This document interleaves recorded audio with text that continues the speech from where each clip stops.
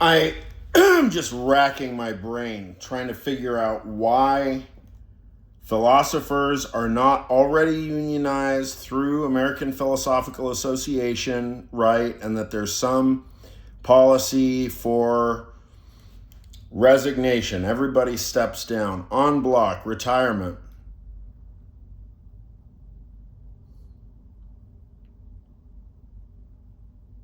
Do we not have a duty as philosophers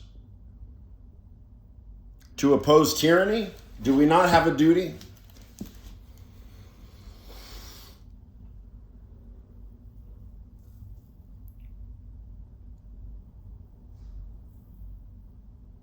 Are we caught between idealism and the will to adaptation? Is there some remainder that's haunting us that tells us cynical, pessimistic things, or realpolitik things? Oh, what can I do after all? Well, I'll tell you what philosophers can do. You know what? When I mention this about philosophers to people, generally don't seem to get it.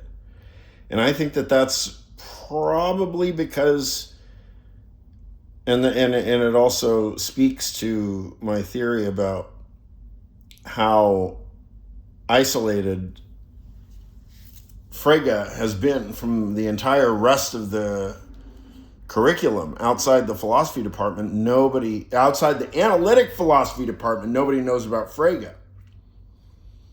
Now,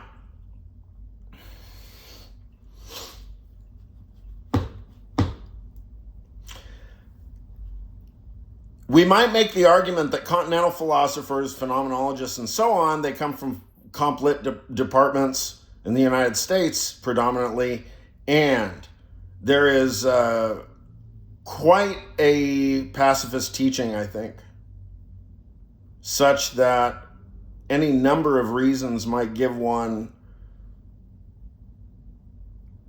reason not to stick one's neck out in order to resist. Okay, if it's complicated coming from that direction, I hear the argument. But it's not so easy for you analytic philosophers to let yourselves off the hook, because I know what you guys are like. You know, I've been in colloquium where Jesse Prinz is just unleashing on Jerry Fodor, because Jerry Fodor thought to raise a counter argument, a Spandrels type counter argument against Darwin on the anniversary. And the whole room was ganging up on Fodor and making rude comments. I mean, they were out for blood. Of course, Jerry Fodor's a heavyweight, and he stood his ground. Now, Jerry Fodor, are you retired? Where are you? Dear Jesse Prinz, I tell myself I'm not gonna say names, but it's like I know. Look, I've never been to a job interview through, organized through American Philosophical Association, but I've definitely spoken to, and I guess I won't name names because people can feel singled out and stuff, and I guess I'm trying to single people out.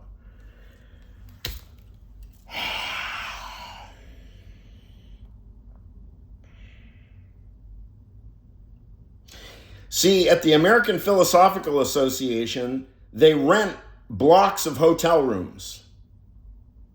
And every year, I guess, there's job interview convention, and all the people with degrees, incoming PhDs, I guess, they interview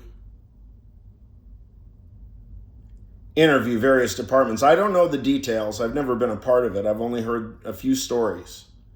And Or maybe this is for a thesis defense. Anyway, it's something like that. The whole point of the matter is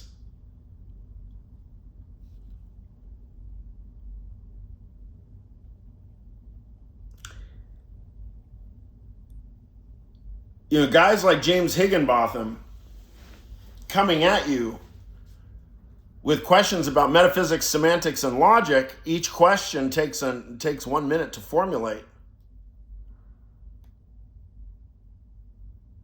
It is a very competitive environment in order to prove that you can hold your own within the community of analytic philosophy, Anglo-American analytic philosophy, which holds sway in U.S. philosophy departments. So certainly 5 or 10 of the loudest professional philosophers can get together and raise hell on behalf of the whole organization. No. Because I know that if you are a card-carrying, salary drawing, analytical, Anglo-analytical philosopher in the United States of America, I know for a fact you know how to fight.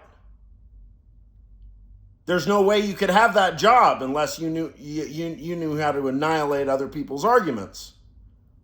And don't you think right about now we need some professional argument annihilators to face off against anyone and everyone who doesn't understand what kind of standards human reason actually has? If we're reasoning, say, about spacecraft or astronomy or engines or so on, it's no different. Government's no different. Psychoanalysis no different. But, those of you who have the Fregean impulse, now the duty is yours. The duty is ours, but again, I'm unaffiliated. And most of you probably think that I've got some screws loose and please, Dimitri, go away. I can't do it.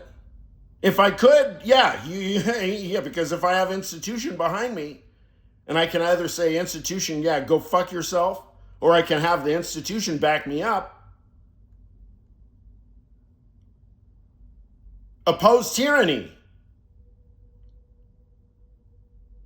Said you write a book called On Tyranny. Oppose tyranny. Go to jail.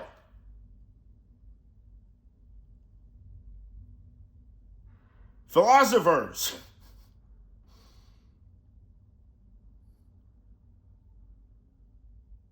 Do you know what kind of an embarrassment you make of philosophy if you don't oppose tyranny now?